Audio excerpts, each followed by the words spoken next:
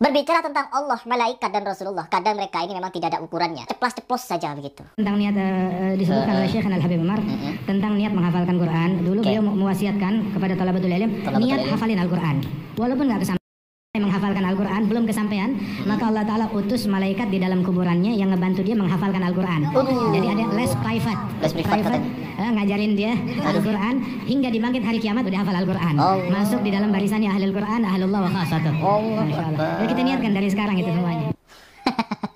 Komentar di bawah Harry Plus gak perlu mengkoreksi habaib. Mereka itu ilmunya sudah tinggi. Kalau mereka ilmunya tinggi, ketika menyampaikan suatu fatwa, hendaknya didasari dengan dalil. Dari mana dalilnya? Kalau tidak ada dalil, jangan bicara. Agama Islam, agama dalil, bukan agama seenak jidat kita ngomong. Padahal apa yang disampaikan oleh Habib Jindan itu sama dengan apa yang ditulis oleh Al-Imam Ibnu Qayyim Al-Jauziyah, salah satu ulama panutan Wahabi, bahwa orang yang belajar Al-Quran lalu mati sebelum tuntas, maka akan Allah sempurnakan nanti setelah kematiannya.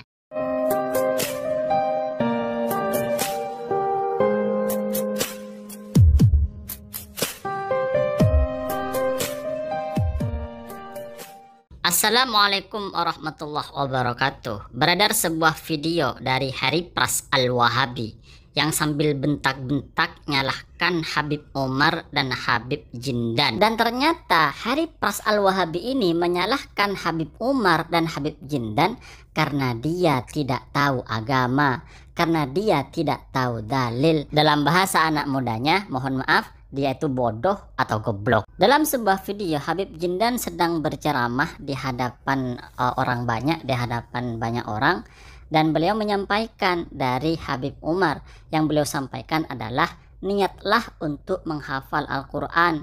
Nanti walaupun tidak kesampaian, Allah akan mengutus malaikat yang akan mengajari Al-Quran di kuburan sehingga menjadi ahli Quran. Jadi Habib Jindan sedang memotivasi para audien, sedang memotivasi para pendengar untuk belajar Al-Quran, untuk berniat menghafal Al-Quran. Nanti walaupun misalnya tidak khatam di dalam menghafalkan Al-Quran, itu tidak masalah. Kenapa? Karena niat saja itu sudah ada faedahnya yang luar biasa. Di antara faedahnya adalah ketika niat memiliki niat yang kuat, maka di antara faedahnya nanti di kuburan oleh Allah Ta'ala akan dikirim malaikat, dan malaikat itu yang akan mengajari Al-Quran sehingga hafal Al-Quran. Nanti ketika di hari kiamat bertemu Allah, dia dikumpulkan dengan orang-orang yang ahli Al-Quran. Intinya kurang lebih seperti itu. Lalu Harry Pras Al-Wahabi ini berkomentar dengan suara lantang, seakan-akan marah, seakan-akan nyolot, bentak-bentak. Dia berkata seperti ini, Habib Umar dan Habib Jindan ini ceplas-ceplos di dalam berbicara tentang agama, berbicara tentang Allah, berbicara tentang malaikat. Dan pembicaraan atau apa yang dikatakan oleh Habib Jindan itu nggak ada dalilnya. Maka kami sebagai santri Ahlus Sunnah wal Jamaah bertanya kepada Harry Pras, ente mau dalil berapa?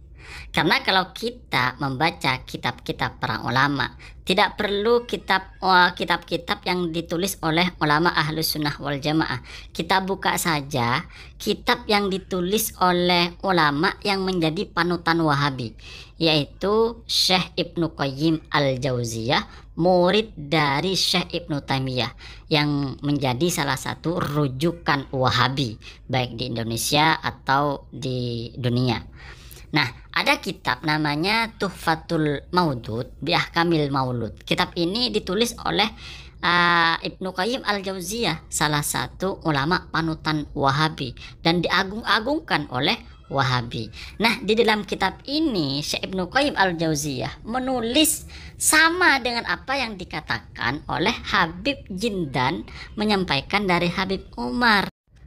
Kata Al-Imam Ibnu Qayyim, orang yang belajar Al-Quran lalu mati sebelum tuntas, maka akan disempurnakan setelah kematiannya.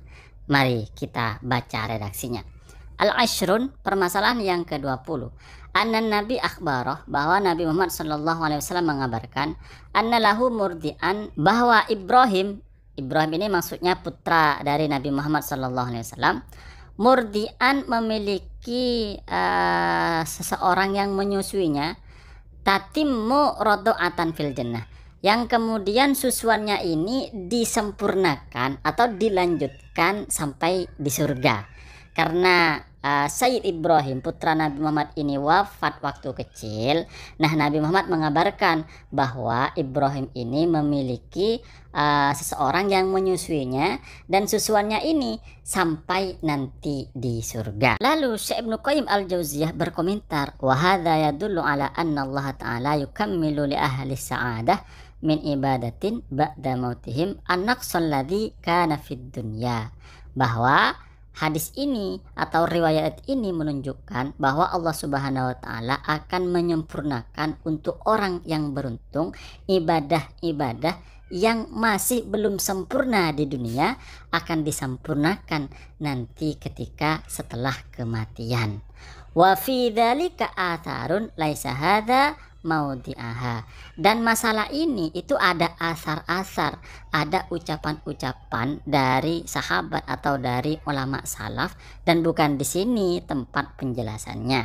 Hatta akilah, sehingga dikatakan innaman mata wa huwa talibun lil ilmi, bahwa jika ada orang yang mati dan orang ini sedang mencari ilmu, kummilalahu husuluhu ba'da mautihi, maka hasilnya akan disempurnakan nanti setelah kematiannya.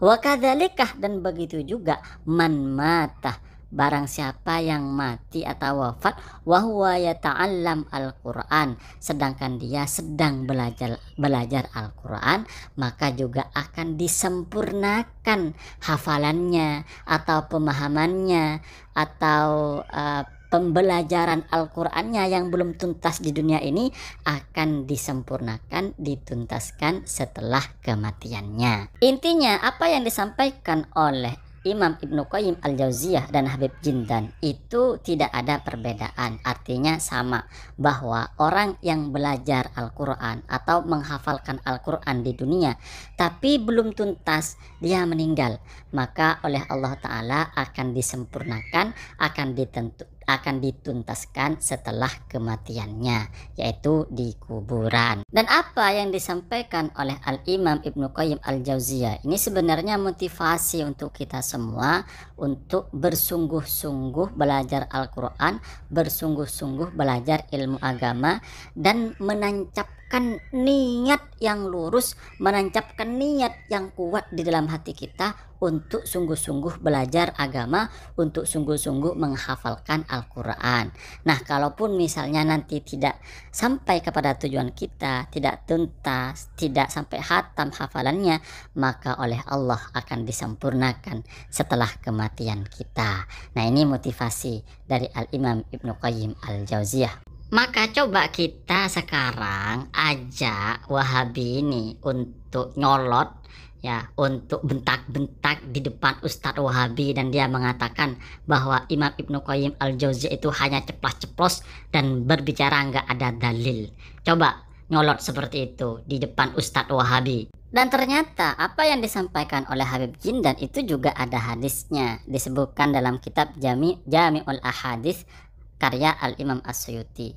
Man qara'al Qur'an tsumma mata qabla ay yastathirahu atahu malakun fa'allamahu fi qabrihi wa yalqallaha wa qad istadharahu. Artinya, barang siapa yang membaca Al-Quran atau belajar Al-Quran kemudian wafat sebelum hafal, maka malaikat akan datang ke kuburannya dan mengajari Al-Quran. Kelak ketika bertemu Allah, dia sudah hafal Al-Quran.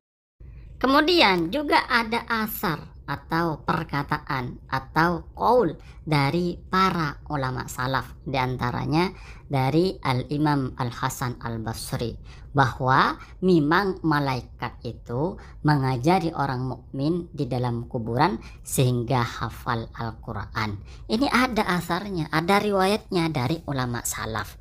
Nah, katanya kita harus ikut ulama salaf. Nah, ini ada perkataan ulama salaf lalu disampaikan oleh Habib Jindan. Habib Jindan dikatakan tidak berdalil. Habib Jindan dikatakan hanya ceplas-ceplos saja. Lah ini ada riwayatnya dari ulama salaf. Katanya harus ikut ulama salaf. Lah gimana ente ini? Terakhir kami sampaikan kepada Harry Pras Al-Wahabi. Boleh dia ini mengkritik Ahlus Sunnah wal Jamaah. Tapi kalau tidak tahu, jangan bilang gak ada dalilnya. Apalagi sampai bentak-bentak Habib, nyolot kepada Habib. Kalau seperti ini kan kelucuan dan kekonyolan. Orang yang tidak tahu bentak-bentak, nyalahkan, nyolot kepada orang alim. Ini kelucuan yang luar biasa di akhir zaman. Innalillah